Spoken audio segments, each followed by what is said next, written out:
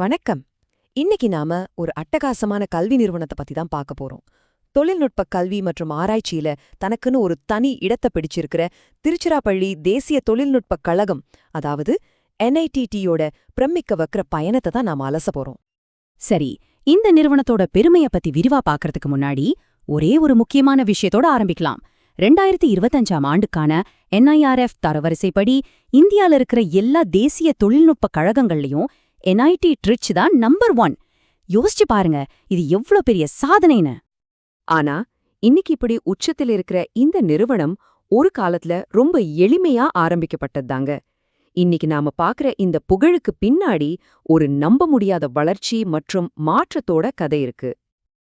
NITயோட இந்த வளர்ச்சி பயணத்துல பல முக்கியமான மைல்கற்கள் இருக்கு.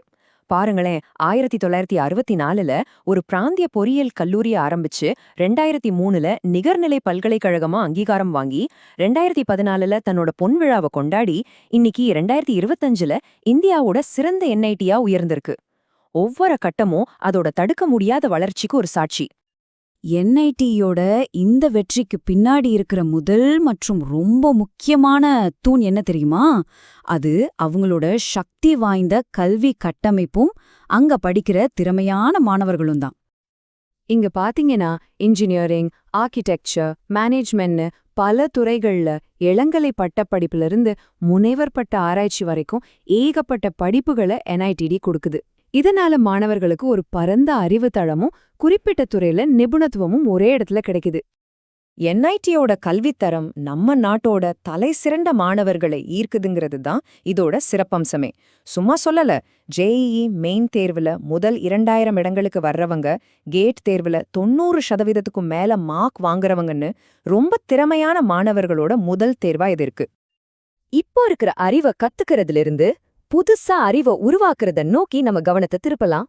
NIDT ஒரு புதுமைக்கான யந்திரமா எப்படி செயல்படுதுன்னு பார்க்கலாம் வாங்க. இந்த நிறுவனத்தோட நோக்கங்கள்ல ஒன்னான இந்த மேற்கோளே போதும் அவங்க ஆராய்ச்சிக்கு எவ்வளவு முக்கியத்துவம் கொடுக்கறாங்கன்னு தெரிஞ்சுக்க. வெறும் பாடம் சொல்லி கொடுக்கறது மட்டும் இல்ல, புது கண்டுபிடிப்புகளை உருவாக்குறது தான் அவங்களோட முக்கிய நோக்கம். அவங்களோட ஆராய்ச்சி திறனுக்கு இந்த எண் ஒரு சக்தி வாய்ந்த சாட்சி.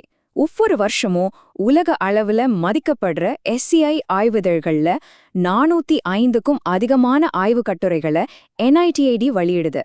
இது வெறும் எண்ணிக்கை இல்ல, உலகத்தரம் வாய்ந்த ஆராய்ச்சிக்கான ஒரு தெளிவான அடையாளம். அது மட்டும் இல்ல, கடந்த 5 வருஷத்துல மட்டும் வெளி நிறுவனங்களோட நிதியுதவியோட 118க்கும் அதிகமான பெரிய ஆராய்ச்சி திட்டங்களை வெற்றிகரமா செஞ்சு முடிச்சிருக்காங்க. தொழில் மற்றும் கல்வித்துறையினர் NIDTயோட திறமை மேல எவ்ளோ நம்பிக்கை வச்சிருக்காங்கங்கிறதுக்கு இது ஒரு சிறந்த உதாரணம்.